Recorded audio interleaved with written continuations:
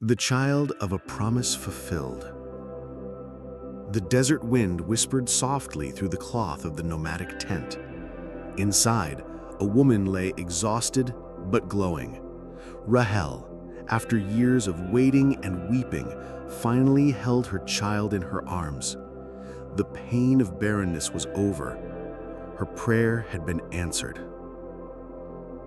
Jacob entered, his eyes wide with emotion. His steps slowed as he gazed upon the child, wrapped in simple cloth, resting peacefully against his mother's chest. "His name is Joseph," Rahel whispered, "because the Lord has taken away my shame." But while inside the tent love bloomed, outside tension was already stirring. The sons of Leah and the other women noticed the shift immediately. They saw it in their father's eyes. The way he looked at this child was different, too different. Why did Joseph's birth shake the balance of the family so early? Because he wasn't just another son. He was the long-awaited child of Rahel, Jacob's true love. And without saying a word, his arrival changed everything. What was Joseph to Jacob? A dream fulfilled, a gift, the embodiment of his affection for Rahel. And Jacob, knowingly or not, began to show his preference, a decision that would cast a long shadow over Joseph's future. As Joseph grew, he walked beside Jacob in the fields, learning about sheep, seasons, and survival. He asked questions others didn't think to ask.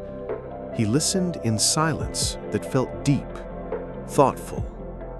There was something in his spirit, a sensitivity, a discernment that made him different. Rahel, the weakened after childbirth, often watched her son from the tent's opening, smiling gently, as if trying to memorize his every feature. One day, Jacob presented Joseph with a robe, a long, ornate tunic made with vibrant threads. No one else had one. It was a clear public declaration. "This is the one I love most." The brothers saw it. They didn't need words. The colors said everything. Jealousy began to seep into their bones. Still, Joseph believed in honesty. When he witnessed his brothers acting wrongly in the fields, he told Jacob. He thought he was helping. He didn't yet understand how his truth could be seen as betrayal. Don't forget to like and share with your friends. Subscribe to the channel so you don't miss any of God's stories, and activate the bell to be the first to receive notifications. And we want to hear your opinion. Comment below what you think of this video and share your thoughts with us. Let's be part of this journey of faith in God together and learn from Him. Then came the dreams. In one, bundles of grain, each representing a brother, bowed before his own. In another, the sun, moon, and 11 stars knelt before him. He recounted them with innocent wonder, but his brothers heard something else: arrogance, ambition, threat. Even Jacob looked at him strangely after that. Were Joseph's dreams a gift or a curse? They were both. A glimpse of divine purpose, but also the spark that would ignite a painful journey. By now, the rift between Joseph and his brothers was widening. He walked among them, but never truly with them. What he didn't know was that a decision had already been made. The next time he was sent out alone, the robe wouldn't be enough to protect him.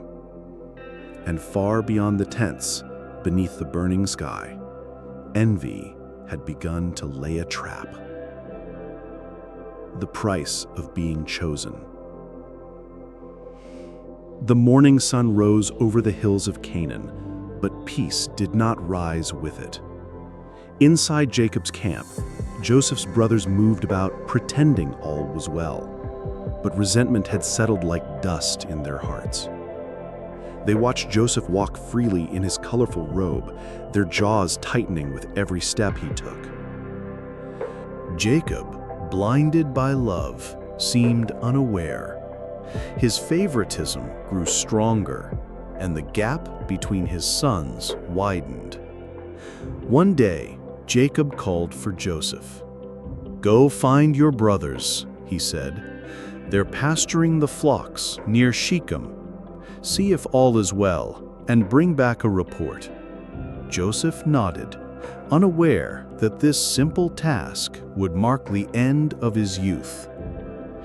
Why did Jacob continue to trust Joseph with such missions? Because Joseph was trustworthy, honest, loyal. But in doing so, Jacob unknowingly exposed him to the very ones who could not stand him. Joseph arrived at Shechem, but his brothers were gone. A stranger saw him wandering the fields and told him they had moved on to Dothan. Joseph thanked the man and headed there, still unaware of the eyes already watching him from a distance. "Look," one of the brothers growled, "here comes the dreamer." The others turned, their faces hardening. Rage boiled beneath the surface. "Let's kill him." Silence, then whispers. A plan forming, dark and quick. Reuben, the oldest, stepped forward. "No blood," he said firmly. "Throw him into a pit.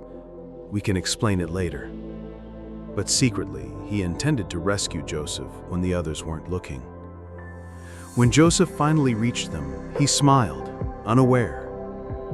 Instead of greeting him, they attacked. They stripped the robe off his back, that robe that had become a symbol of everything they hated, and threw him into a dry, empty well. Joseph's voice echoed from the pit, calling out in confusion, but no one answered. How quickly can love turn into betrayal? In moments, in silence, especially when envy has been allowed to grow unchecked. While Joseph trembled in the pit, his brothers sat down nearby to eat, unbothered, as if nothing had happened. And then, a dust cloud on the horizon, a caravan of Ishmaelite traders approached, camels heavy with spices and goods. Judah's eyes narrowed. "What will we gain by killing him? Let's sell him instead. He is our brother, after all." The irony was bitter. For 20 silver pieces, Joseph was handed over, chained, bound, stolen from the only life he'd ever known. As the caravan moved away, he turned back, searching for one kind face, one last plea for mercy. He found none. What did the brothers do afterward? They slaughtered a goat and dipped Joseph's robe in its blood. They took it to Jacob and said, "We found this. Do you recognize it?" Jacob tore his garments in agony. He cried, "My son has been devoured by a wild beast." No one corrected him. No one confessed. And far away, under a scorching sun, Joseph walked as a slave toward Egypt, no longer a favored son, no longer a dreamer. Only God walked beside him. A name forgotten, a purpose preserved. The desert wind lashed Joseph's face as he walked in chains, his feet blistered and sore. Each step took him farther from home, from the father who loved him, from everything he knew. The merchants said little. To them, he was nothing more than a transaction, a body to be sold. When the caravan arrived at the gates of Egypt, Joseph's world exploded into color and noise. Towering structures, golden statues, strange writing carved into stone. This was a land of power, of gods he did not know, and language he could not speak. What did Joseph feel as he entered Egypt? He felt small, invisible, a name reduced to a number. His multicolored robe was gone. His dreams were distant echoes. But deep inside, a quiet voice still whispered, "You are not forgotten." At the slave market, he was presented among others, evaluated, touched, judged. But one man noticed him, Potiphar, captain of Pharaoh's guard. There was something in his posture, dignity, perhaps, even in humiliation. Potiphar bought him. Joseph was led through marble halls into a house of wealth. He started with the lowliest tasks, scrubbing floors, carrying water, feeding animals.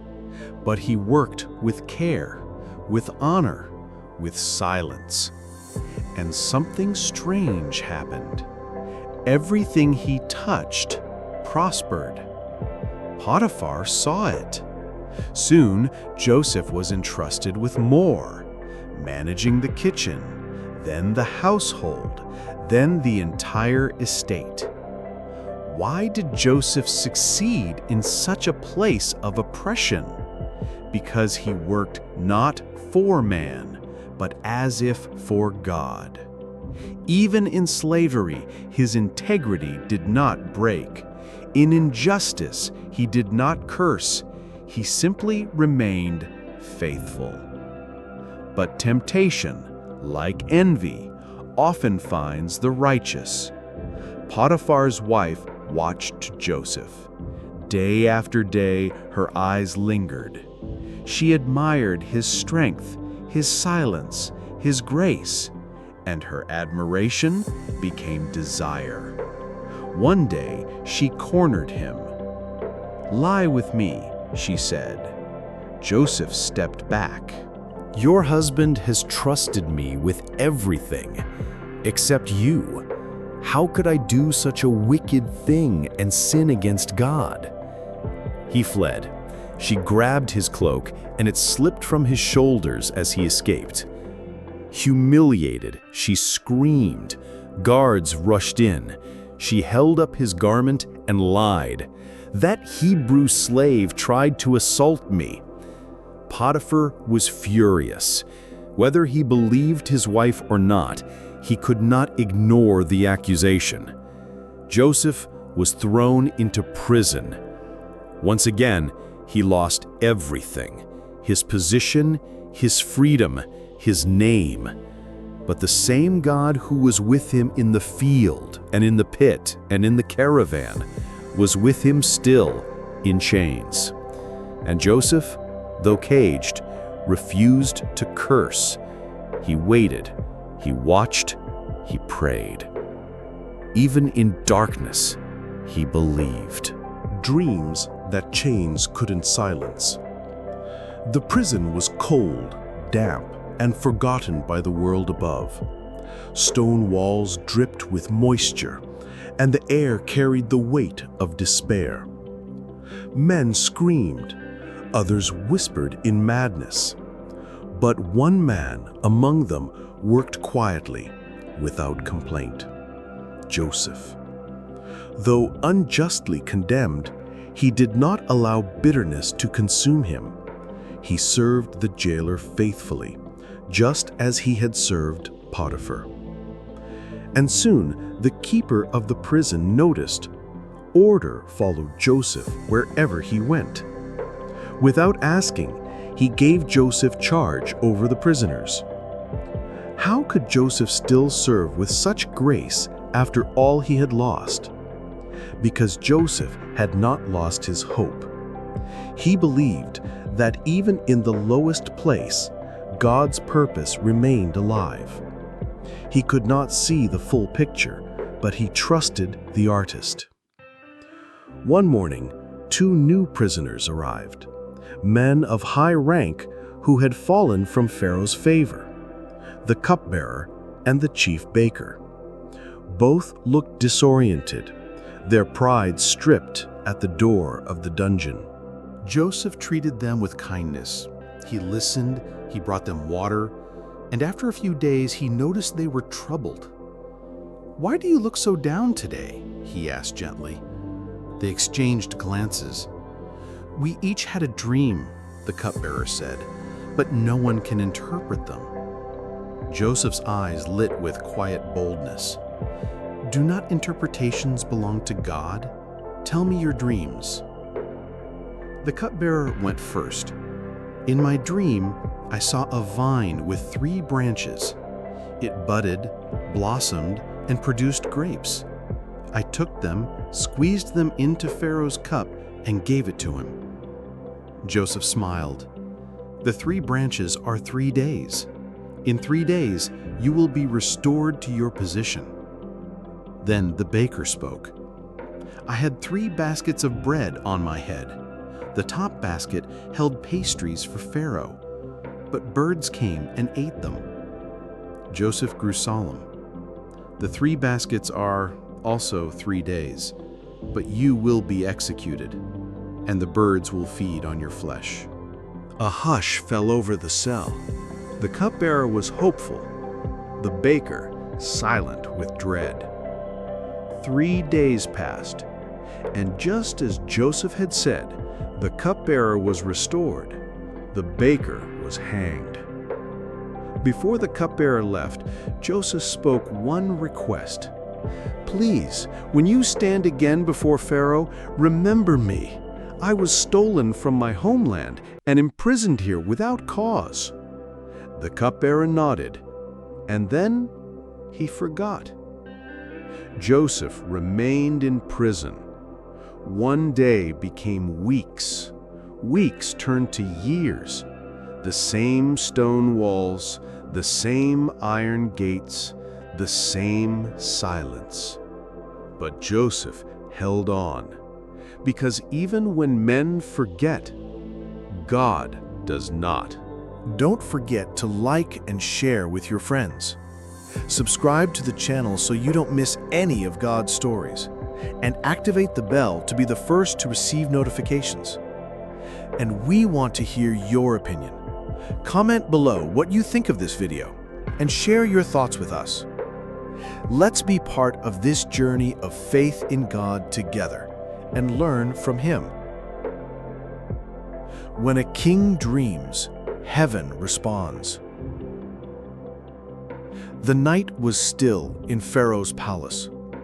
Servants whispered in corners, torches flickered against golden walls, and the Nile flowed quietly beyond the gardens. But Pharaoh could not sleep. He tossed and turned. His mind was gripped by 2 dreams, strange, vivid, and terrifying. In the first, 7 fat, healthy cows emerged from the Nile and grazed peacefully. Then 7 sickly, thin cows came up and devoured the fat ones, yet remained as hideous as before. In the second, 7 full heads of grain grew on a single stalk. Then 7 withered heads, scorched by the east wind, swallowed the good ones. Pharaoh awoke in a sweat, shaken. He called for his magicians, his wise men, his priests, but no one could interpret the dreams. Their faces were blank. Their scrolls held no answers. What terrified Pharaoh so deeply? The dreams felt like more than just visions. They were warnings. He sensed a divine urgency, something beyond the reach of his gods or his scholars. Then, a voice spoke from the shadows. It was the cupbearer, his eyes wide with sudden realization. "Your Majesty, I remember my sin today. When I was in prison, there was a Hebrew slave. He interpreted my dream and the baker's, and everything happened just as he said." Pharaoh stood. "Bring him at once." Joseph was pulled from his cell, washed, shaved, and given fresh clothes. From the depths of the dungeon, he was lifted into the light, into the throne room of the most powerful man on earth. Pharaoh looked him over. "I have heard that you can interpret dreams."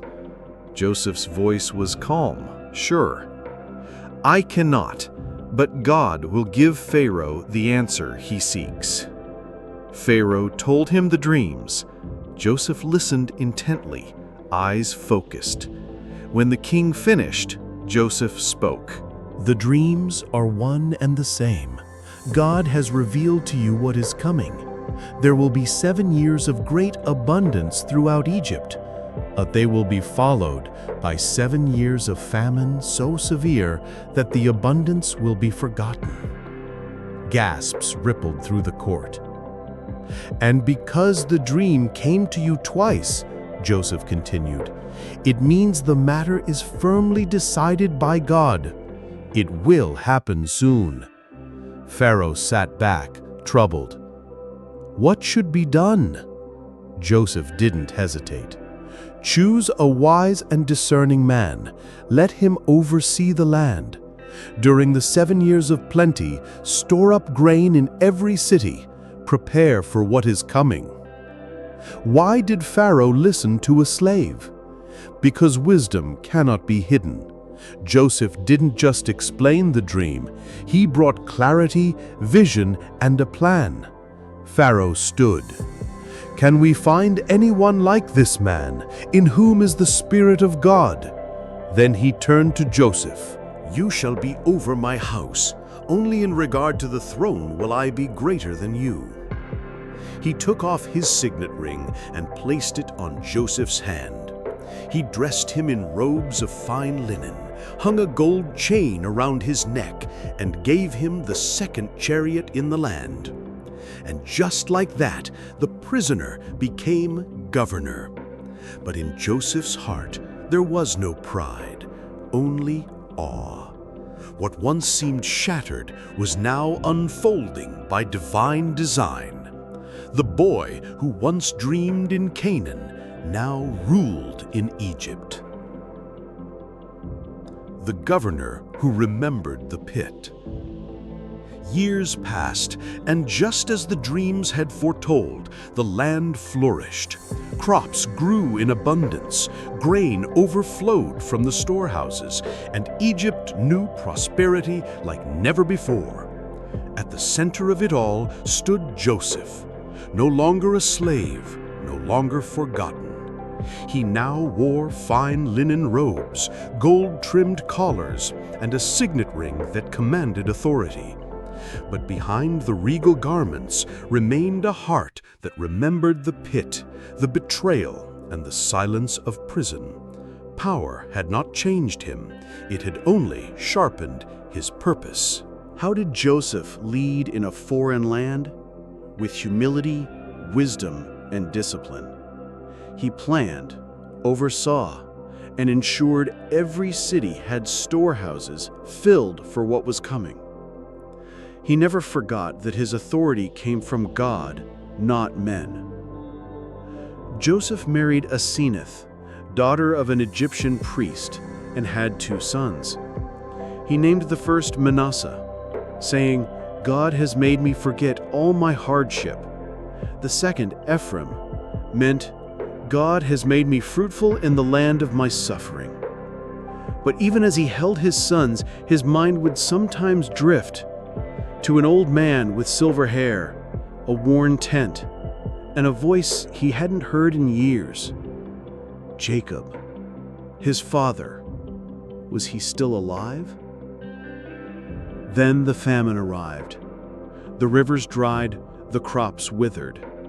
In surrounding nations, people cried out in hunger, but in Egypt, there was bread, because Joseph had prepared. Soon, from across distant lands, foreigners came seeking food. Among them, 10 men, dust-covered, tired, familiar. Joseph looked up and saw them. His heart stopped. What did Joseph feel when he saw his brothers? A storm of memories. The pit, the pleading, the betrayal, but also his dreams. They were here, bowing before him just as the visions had shown. But they didn't recognize him. To them, he was a powerful Egyptian official speaking through an interpreter, cloaked in royalty. But to him, they were ghosts from a past that had never truly faded. He tested them. "You are spies," he said sternly. "You came to uncover our weaknesses." They trembled. "No, my lord, we are honest men. There were 12 of us, sons of one man in Canaan. One is no more, and the youngest is with our father." The mention of Benjamin, the only other son of Rachel, struck Joseph deep, but his face remained unreadable. "Prove your honesty. Bring me your youngest brother. Until then, one of you will stay here." He imprisoned Simeon and sent the rest home, but secretly he returned the silver they had paid, hiding it in their grain sacks. Why did Joseph test them? He needed to know. Had they changed? Did they still carry envy? Would they protect one another now? Forgiveness was ready, but it had to be true. As his brothers departed, Joseph stood on the palace balcony and watched the caravan fade into the desert.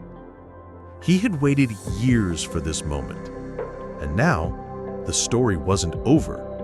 It was only unfolding. And somewhere beyond the horizon, his father waited, not knowing that the son he had mourned for was now the key to their survival. The weight of remorse and the test of loyalty. The road back to Canaan was heavy with silence. Joseph's brothers rode with sacks full of grain and hearts full of confusion. Why had the Egyptian ruler treated them so harshly? Why had their silver been returned? And why had he demanded to see Benjamin? When they arrived home, Jacob listened carefully. His face grew pale as they explained Simeon had been left behind. Then came the final blow. "He told us not to return unless we bring Benjamin." Jacob's grief cracked open again. "Joseph is gone. Simeon is gone. And now you want to take Benjamin? Everything is against me." Why was Jacob so afraid to let Benjamin go? Because Benjamin was all he had left of Rachel. Joseph had been her firstborn, and losing him had nearly destroyed Jacob. To risk Benjamin was to risk what remained of his soul. So they waited. Days turned into weeks. The grain ran low. Hunger crept in. Judah stepped forward. No longer the reckless son of before, his voice was steady. "Send the boy with me. I will be responsible for him. If I do not bring him back, let the blame fall on me forever." Jacob finally yielded. "Take him, and take double the silver. Take gifts, balm, honey, spices. May God Almighty grant you mercy before the man." The brothers journeyed back to Egypt with Benjamin at their side. Anxiety shadowed each step. When they arrived, Joseph saw Benjamin from a distance. His breath caught in his throat. He excused himself, his eyes burning with tears he refused to let fall before the time. He ordered a feast. The brothers, stunned, were brought to Joseph's home instead of the grain storehouses. Fear gripped them. "Why are we being brought here?" they whispered. "Is it a trap?" But they were seated at a grand table, in the exact order of their birth. Plates were served, but to Benjamin 5 times more. Why did Joseph favor Benjamin so obviously? To see if jealousy still lived in his brothers' hearts. Would they resent Benjamin as they had once resented him? But this time, there was no protest, no glare, just quiet acceptance. The next morning, Joseph prepared a final test. He filled their sacks with grain, returned their silver once more, and ordered that his own silver cup be hidden in Benjamin's bag. After they left the city, Joseph sent his steward after them. The steward caught up and accused them. "Why have you repaid kindness with evil? The governor's sacred cup is missing." The brothers protested. "We are innocent. If one of us has it, he will die. The rest will become your slaves." The bags were searched, from the oldest to the youngest, and in the final bag, Benjamin's, the cup was found. The brothers tore their garments in despair. They returned to the city with grief in their steps and dread in their hearts. They were brought before Joseph once more. "Only the one who stole the cup will stay," he said. "The rest may go." Judah stepped forward. His voice was broken but strong. "Please, my lord, let me stay in his place. Let the boy return to his father. If he does not, our father will die from sorrow. I gave him my word." That moment changed everything. Joseph looked into the eyes of the brother who had once sold him and now offered himself to save another. They were not the same men who had thrown him into a pit. They had grown, they had grieved, they had learned to love the brother who unveiled his heart. The room was still. Judah stood before the Egyptian governor, offering himself in place of Benjamin.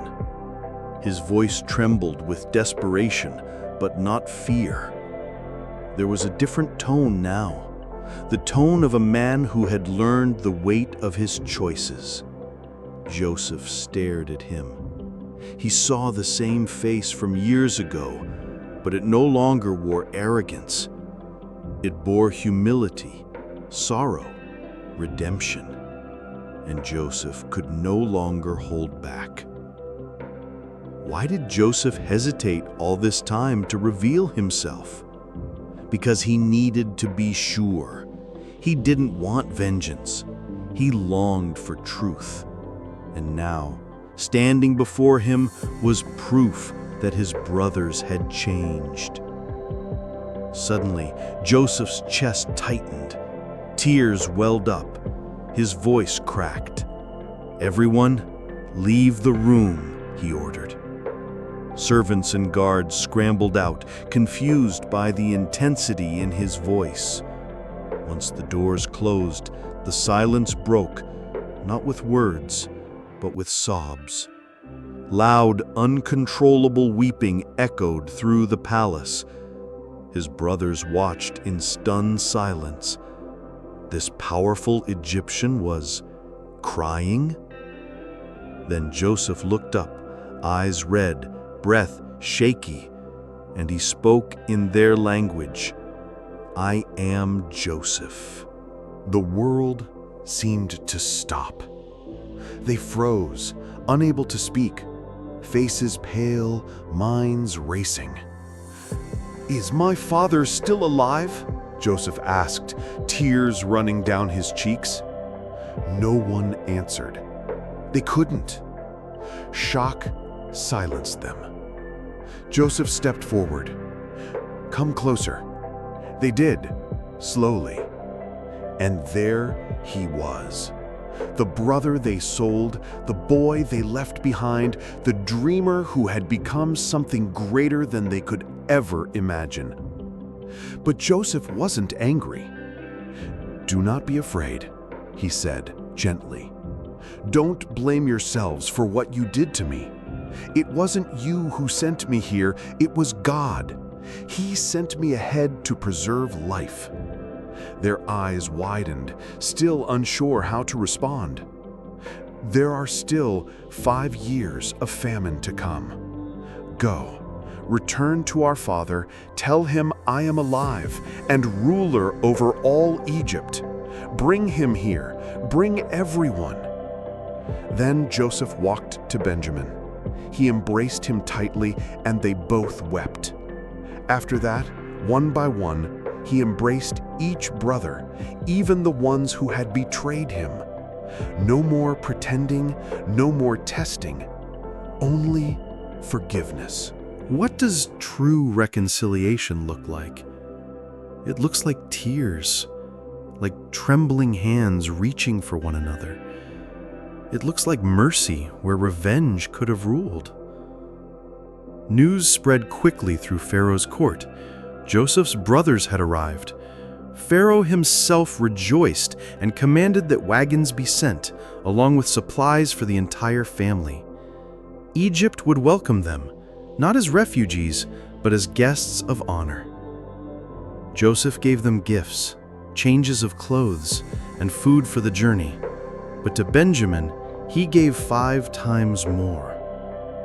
As they departed, he called out, "Do not quarrel on the way." A hint of a smile, and then they were gone.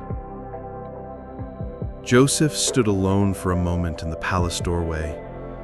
He looked out across the land of Egypt, golden under the sun, and whispered, "Father, I'm coming." The news that awakened a grieving heart. The journey back to Canaan was faster this time, not because the path was easier, but because hope drove the brothers forward. The desert no longer felt dry, it shimmered with anticipation. Every grain of sand between them and home carried a message. Joseph is alive. But how do you bring such news to a broken father? How do you speak life into someone who's buried their joy years ago? They reached the camp. Jacob sat quietly under the old tree, his gaze fixed on the horizon, as if still searching for a shadow that never returned. He saw the dust trail first, then the familiar faces, and finally, the wagons. "Why all these?" he asked, rising slowly. Judah stepped forward. His voice shook. "Father, Joseph is alive." Jacob froze. The words hit him like thunder in a quiet sky. "What did you say?" "He's not only alive, he's ruler over all of Egypt." Jacob's hands trembled, his knees weakened. He looked around, saw the loaded wagons, the wealth, the signs too undeniable to dismiss. And then his heart, long frozen in grief, began to beat with something unfamiliar. Hope. "It is enough," he whispered. "My son Joseph is still alive. I will go and see him before I die." Why did Jacob believe so quickly after years of mourning? Because deep inside, some part of a parent never lets go. Though buried under sorrow, love remembers. And in that moment, grief gave way to resurrection.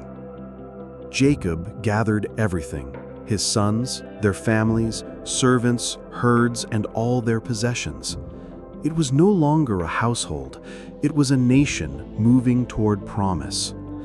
Before leaving Canaan, they stopped at Beersheba. Jacob built an altar and offered sacrifices to the God of his fathers. That night, God spoke to him in a vision. "Jacob, do not be afraid to go to Egypt. I will make you into a great nation there, and Joseph will be with you. He will close your eyes when the time comes." Comforted by the words, Jacob continued the journey. Meanwhile, in Egypt, Joseph prepared. He readied chariots, ordered gifts, and scanned the horizon each day. He had power, yes, but in this moment, he was just a son, longing for his father's embrace. What kept Joseph waiting all these years? Not revenge, not glory, but restoration. He had saved a nation, but now he would welcome home the man who had once wrapped him in a multicolored robe and called him beloved. As the caravan neared Egypt, Joseph climbed into his chariot and rode out to meet them. And when father and son saw each other again, time stopped. Jacob stepped down slowly. Joseph ran to him. And in the arms of his father, the governor of Egypt became again a child. They wept. For all the years lost, for all the prayers answered, for a love that no famine could destroy. The reunion that healed a nation. Joseph held his father in his arms, not as the governor of Egypt, not as the dreamer cast into a pit, but as a son who had waited a lifetime to be called my child again. Tears streamed down his face and fell upon Jacob's shoulders, each drop washing away years of silence and longing. Jacob wept too, but his tears were different, not of sorrow, but of deep, sacred joy. "Now I can die," he whispered, voice trembling. "I have seen your face, and you are alive." What does true restoration feel like? Like standing in the light after decades in the dark. Like hearing your name spoken by someone who never stopped loving you. Like promises that once seemed buried rising again, stronger than before. Joseph guided his father to the land Pharaoh had set aside, Goshen, a fertile region perfect for shepherds in their flocks. It would be their home, their place of refuge during the harsh famine still gripping the land. Before long, Pharaoh summoned Joseph and said, "Bring your family before me." Jacob stood before the most powerful man in the world, leaning on his staff, aged but unbroken. Pharaoh looked at him and asked, "How old are you?" "The years of my pilgrimage are 130, Jacob replied. "Few and difficult have been the days of my life." Then Jacob, the patriarch, blessed Pharaoh, a simple shepherd bestowing honor on a king. Joseph arranged everything for his family. They received food, land, and protection. He gave them all they needed, ensuring they would not only survive, they would thrive. Did Joseph ever seek revenge? No. Instead, he sought peace. He chose grace over bitterness. He remembered the pit, the betrayal, and the chains, but he also saw the purpose in it all. Years passed. One day, Jacob called Joseph to his bedside. His time had come. "Promise me," he said, "that you will not bury me here in Egypt. Take me to my fathers in the land of Canaan." Joseph nodded, his voice low. "I will do as you ask." Jacob reached for him, placed his hand upon his son's shoulder, and smiled. "You were lost, and now you're found." And with that blessing, Jacob passed in peace. Joseph wept for him. But he also knew this was not the end. This family, born of pain and perseverance, would become a nation. And the dream that once made him hated had now become the salvation of many. The story of Joseph is not just about power or position. It is about forgiveness, faith, and the quiet, unstoppable hand of God that turns sorrow into purpose and exile into home. Did you like the video? Don't forget to like it and share it with your friends.